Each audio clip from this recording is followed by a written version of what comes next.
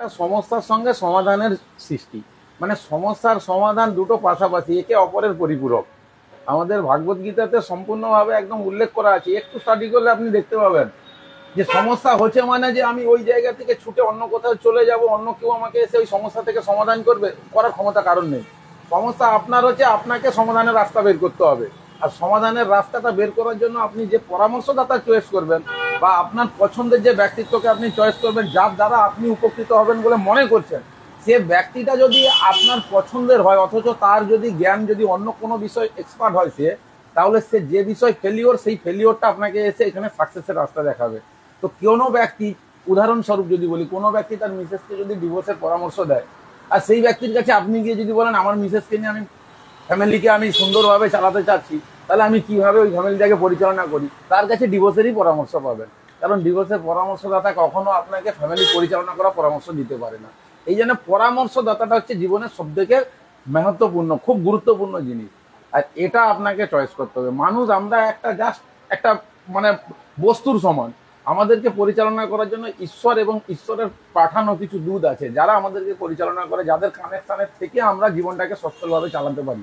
সেই ব্যক্তি যদি আপনার পছন্দের এবং ব্যক্তি যদি সুস্থ মস্তিষ্কের হয়, তাহলে আপনার জীবনটা সুন্দর হতে পারে। এর জন্য আপনাকে এডুকেশনও দরকার নেই, লম্বা মোটা রোগা কালো ফর্সা কোনো কিছুর দরকার নেই। আপনার পরামর্শদাতা জীবনের সঠিক হওয়া দরকার। যার জন্য প্রত্যেকটা ব্যক্তিত্বে তার উঁচু স্তরে পৌঁছানোর আগে তার একটা জিনিস তারা চয়েস করে যে আমি কার গাইডলাইন মেনে চলবো। উদাহরণস্বরূপ আপনি এটাও দেখতে পারেন, এই পিকে প্রশান্ত কিশোর মমতা ব্যানার্জিকেও আজকে রাজ্যে ক্ষমতায় নিয়ে এসছে, আবার আমার হচ্ছে নরেন্দ্র মোদীকেও ক্ষমতায় নিয়ে এসেছিল। পরামর্শদাতা একটাই, কিন্তু পার্টি হচ্ছে ভেরি টাইপ অফ, বিভিন্ন টাইপের পার্টি, বিভিন্ন দলের নেতা। ব্যক্তি আলাদা হতে পারে, পরামর্শদাতা একই, তার কাজ হচ্ছে পরামর্শ দেওয়া। এই পরামর্শদাতাটা হচ্ছে জীবনের সব থেকে গুরুত্বপূর্ণ। এটাই আমি আমার মানে অন্তর থেকে যেটা বুঝতে পারছি।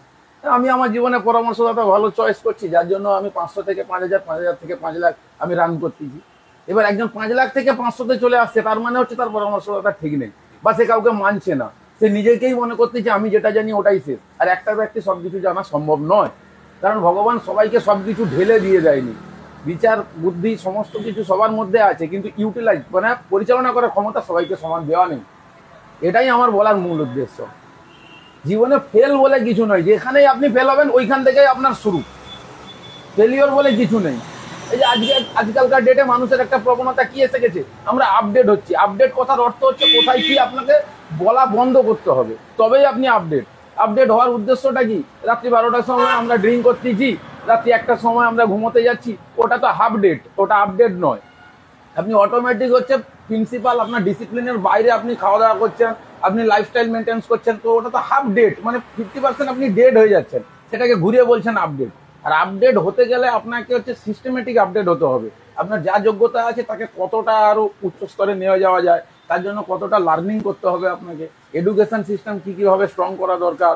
যে ভদ্রলোক আপডেট হচ্ছে তার সঙ্গে তার সঙ্গতে থাকতে হবে, তার পরামর্শ নিয়ে চলতে হবে, তাকে ফলো করতে হবে, রোল মডেল মনে করতে হবে, জীবনের আইডিওলজি তৈরি করতে হবে। সেটা তো আমরা করছি না। আমরা শুধুমাত্র কি করছি, আমরা মানুষের থেকে শুনে সেগুলোকে ফোর্স করতেছি।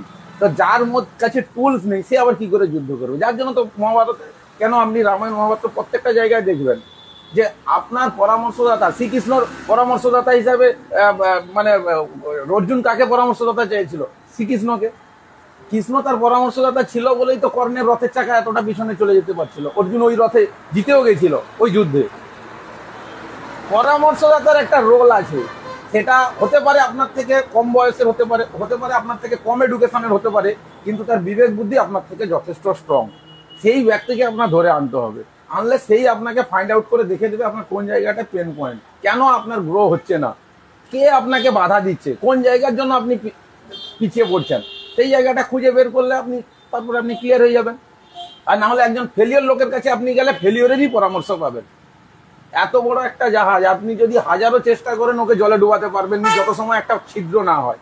সেই রকম মানুষের এত বড় একটা শরীর কখনো নষ্ট হতে পারে না যদি সে নেগেটিভ সেন্স কান থেকে না ব্রেনে পৌঁছায়। এটাই হচ্ছে সব থেকে महत्वपूर्ण জিনিস, এটাই হচ্ছে সব থেকে ভাইটাল জিনিস। কোনো নেগেটিভ কথাবার্তা আপনাকে ব্রেনে পৌঁছানো যাবে না।